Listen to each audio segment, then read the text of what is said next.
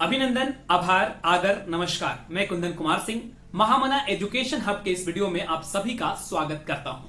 तो दोस्तों, इस वीडियो के माध्यम से आप सभी के समक्ष नेशनल सिंबल्स ऑफ इंडिया के बारे में चर्चा करूंगा। क्यूसेट व बाकी सभी एंट्रेंस एग्जामिनेशन के लिए वीडियो बहुत ही महत्वपूर्ण होगा। कृपया करके ध्यानपूर्वक देखिए और सुनिए। चलिए शुरू करते हैं।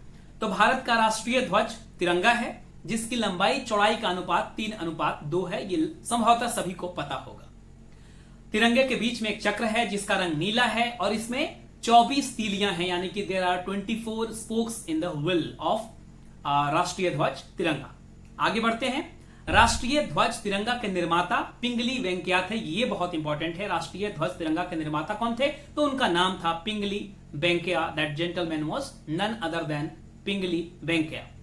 आगे बढ़ते हैं। राष्ट्रीय ध्वज को भारतीय संविधान द्वारा 22 जुलाई 1947 को अपनाया गया था।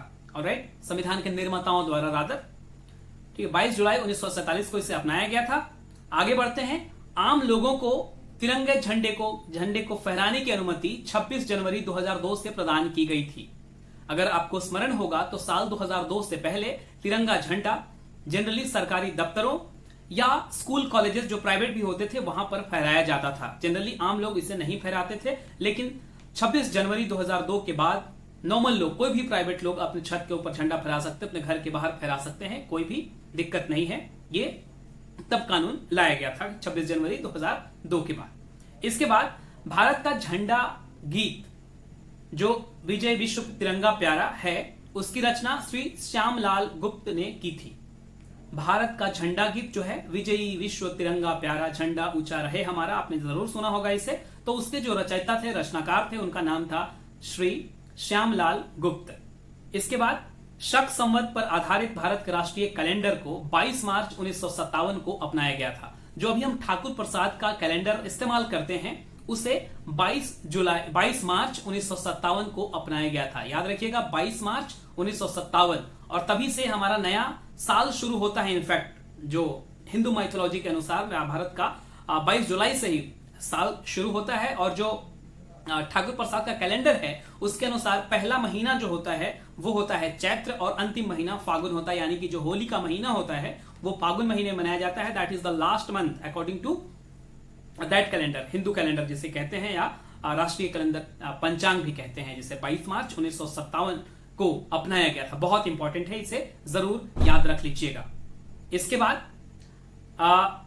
भारत का राष्ट्रीय चिन्ह अशोक चक्र है, जो कि सारनाथ के अशोक स्तंभ से लिया गया है।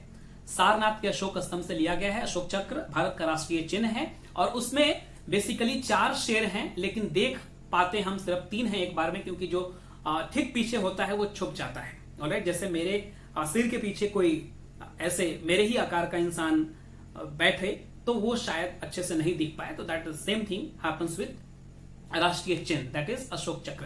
राइट, आगे बढ़ते हैं।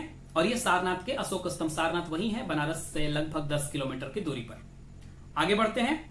भारत सरकार ने राष्ट्रीय चिन्ह को 26 जनवरी 1950 को अपनाया था। राष्ट्रीय चिन्ह जो सारनाथ का अशोक स्तंभ है, उसे 26 जनवरी 1950 को अपनाया था। ऑलराइट, जिस दिन हमारा देश गणतंत्र बना था।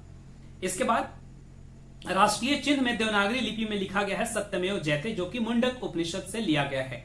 राष्ट्रीय चिन्ह में देवनागरी लिपि में सत्यमेव जयते लिखा हुआ है, जिसका मतलब होता है सत्य की जीत हो, और वो मुंडक उपनिषद से लिया गया है। इसके बाद रविन्द्रनाथ टैगोर द्वारा रचित जन गण मन को संविधान सभा द्वारा 24 जनवरी 1950 को स्वीकार किया गया था राष्ट्रगान के रूप में। ठीक है ना, तो जन गण मन जो हमारा राष्ट्रगान है, नेशनल एंथम है, उसे 24 जनवरी 1950 को स्वीकार किया गया था, और उसके रचयिता गुरुदेव रविन्द्रनाथ टैगोर थे। आगे बढ़ते हैं।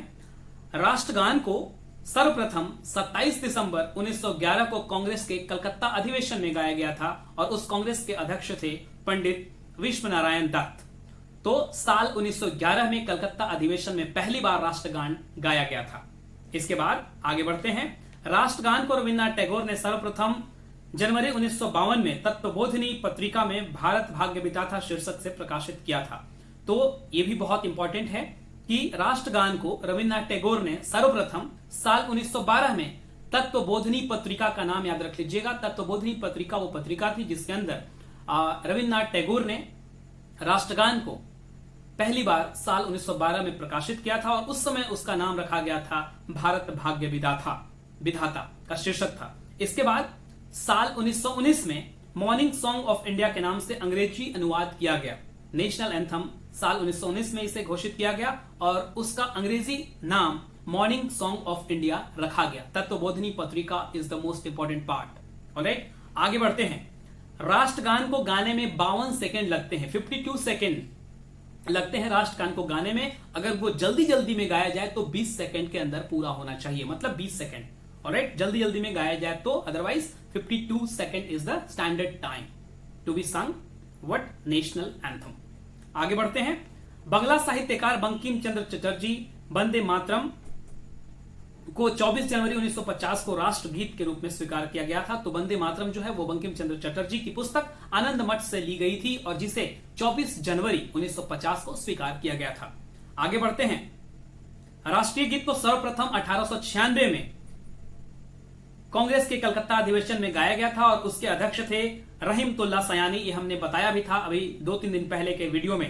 रहीमतुल्लाह सयानी उसके अध्यक्ष थे उस कांग्रेस के उस अधिवेशन के। साल 1896 में 1896 में पहली बार वंदे मातरम यानी कि राष्ट्रगीत गाई गई थी। आगे बढ़ते हैं। राष्ट्रगीत के प्रथम गायक पंडित ओमकार नाथ ठाकुर थे। तो पंडित ओमकार नाथ ठाकुर जिसके नाम पर बनारस हिंदू यूनिवर्सिटी में जो म्यूजिक डिपार्टमेंट का ऑडिटोरियम है वो भी है, पंडित ओमकार नाथ ठाकुर, जिन्होंने पहली बार राष्ट्रगीत को यानी कि वंदे मातरम को गाया था। ऑलराइट, आगे बढ़ते हैं। राष्ट्रगीत को गाने में 65 सेकंड लगते हैं। राष्ट्रगान यानी कि नेशनल एंथम को गाने में जहां 52 सेकंड लगते हैं, 52 सेकंड लगते हैं, वहीं वंदे मातरम को गाने के लिए 65 सेकंड्स लगते हैं, 65 सेकंड। ऑलराइट, आगे बढ़ते हैं। संसद के अधिवेशन की शुरुआत जन गण मन यानी कि राष्ट्रगान से होती है और उसका अंत वंदे मातरम से होता है यानी कि राष्ट्रीय गीत से होती है। संसद यानी कि पार्लियामेंट के अधिवेशन का प्रारंभ जो है वो नेशनल एंथम यानी कि जन गण मन से होता है और उसका अंत इतिश्री कहें तो वो वंदे मातरम यानी कि राष्ट्रीय गीत से होता है। आगे बढ़ते हैं। भारत का राष्ट्रीय पुष्प कमल है। ऑलराइट, इसके बाद पक्षी मोर जिसे पाओ क्रिस्टेटिस साइंटिफिक नाम से जानते हैं।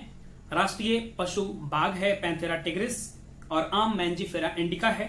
इसके बाद राष्ट्रीय वृक्ष क्या है? बरगद, जिसे फाइकस बेंथालेसिस कहते हैं, साइंटिफिक नेम के फाइकस बेलांथेसिस।